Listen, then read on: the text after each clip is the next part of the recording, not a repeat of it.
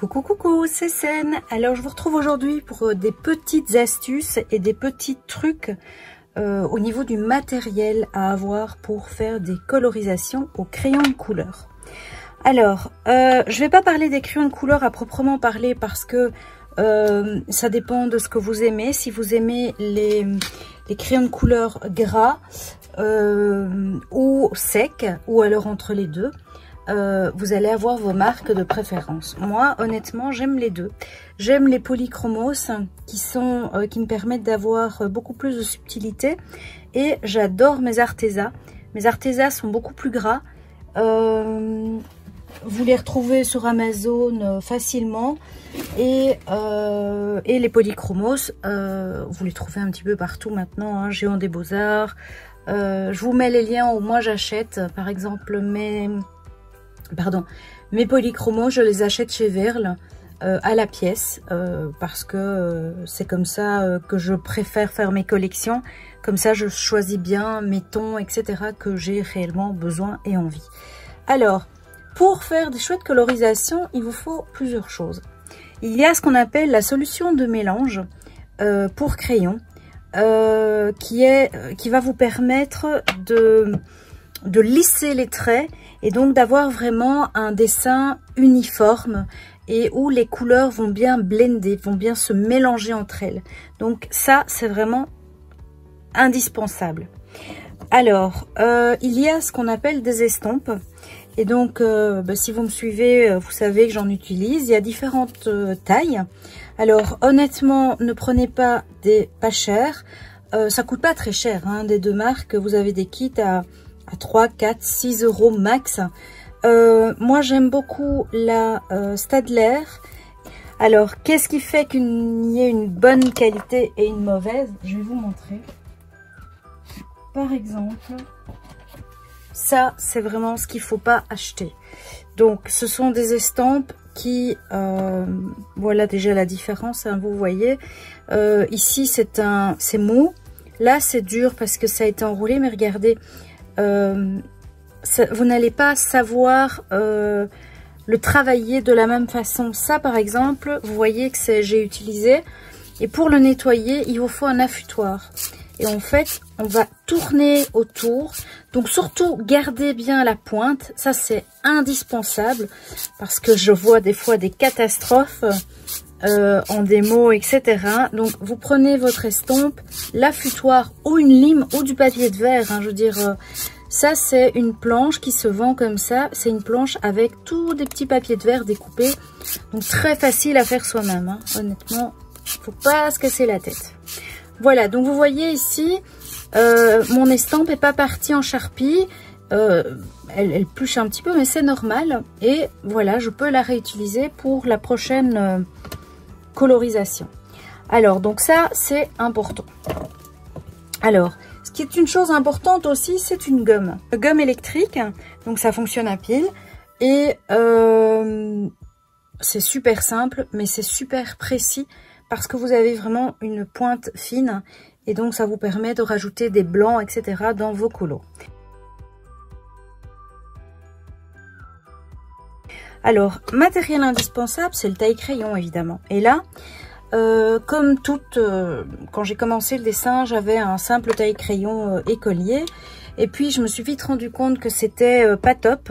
Et donc, j'ai d'abord acheté le taille-crayon gris de chez Faber-Castell, qui est très bien. Mais il y a mieux, c'est celui-ci. C'est un aiguiseur.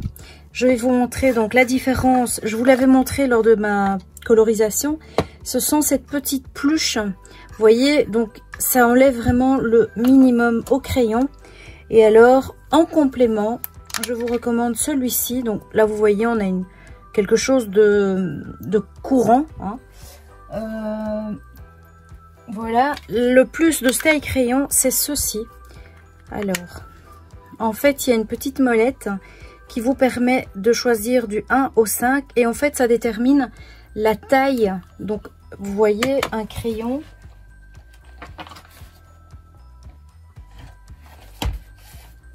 Voilà. Ici, vous voyez déjà qu'il y a une différence de taille. Par exemple, celui-ci est taillé plus profond que l'autre et donc plus pointu.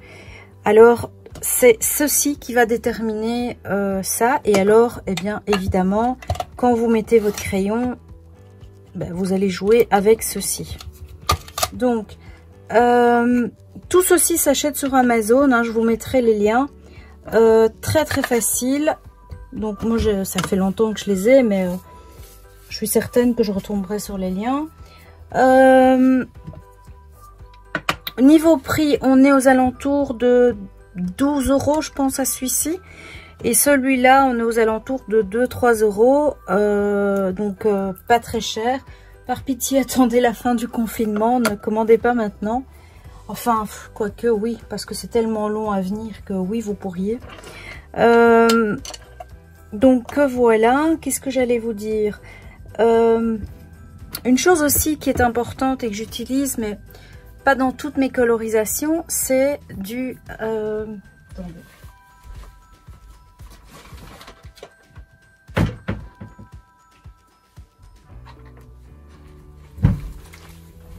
du drawing gum. Alors le drawing gum c'est quoi? C'est une espèce de... Comment je vais l'expliquer? Ça sent pas bon du tout, hein. Donc c'est un liquide.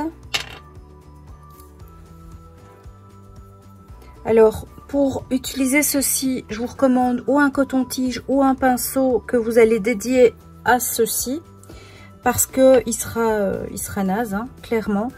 En fait c'est un liquide qui quand il sèche devient élastique et protège, donc vous permet d'avoir des zones blanches dans votre dessin. Donc imaginons vous avez un dessin avec des étoiles blanches et vous voulez que les étoiles restent blanches et que le fond soit par exemple aquarellé.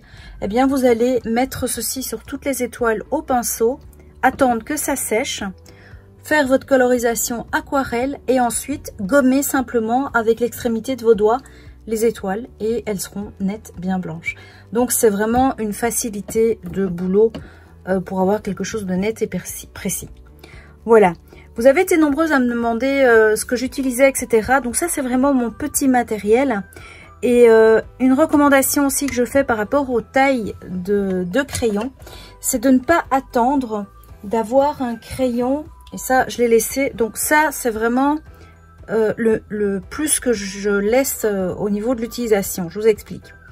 En fait, si vous taillez petit à petit avant que la mine ne se casse, ça va vous permettre de moins entamer le crayon. Si vous attendez que la mine se casse, eh bien, vous allez chaque fois enlever un gros bout d'un coup.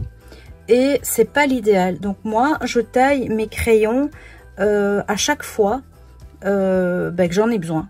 Par exemple, celui-ci, je sais que pour faire des fonds, ok. Par contre, pour des trucs plus précis, je vais devoir le retailler parce que je travaille avec des pointes plus comme celle-ci. Voilà. Ça, c'est une horreur. Ça, je sais pas travailler. Honnêtement, c'est trop... oui, ou alors vous faites un fond, etc. Et là, à la limite, une grosse pièce, ça va. Mais dès que vous devez avoir des bords, etc., c'est... Enfin, moi, en tout cas, je n'aime pas. Parce que c'est pas assez précis. Voilà. Mais écoutez, je pense que en tout cas je vous ai montré un petit peu mon matos, c'est ce que j'utilise le plus fréquemment et le plus couramment. Je vous ferai une petite démo du drawing gum, etc. Et les estampes aussi. En tout cas aujourd'hui c'était plus une rubrique produits. Parce que vraiment je sais que de toute façon vous avez été nombreuses à me le demander. Voilà, je vous embrasse, j'espère que votre confinement se passe bien, que vous passez un agréable moment en famille, que vous appréciez le temps passé avec eux, que vous jouez, que vous faites de la cuisine, que vous scrapez. En tout cas, tout ça dans l'amour et dans la bonne humeur. Je vous embrasse et je vous dis à très vite pour une prochaine vidéo démo tuto. Bye bye!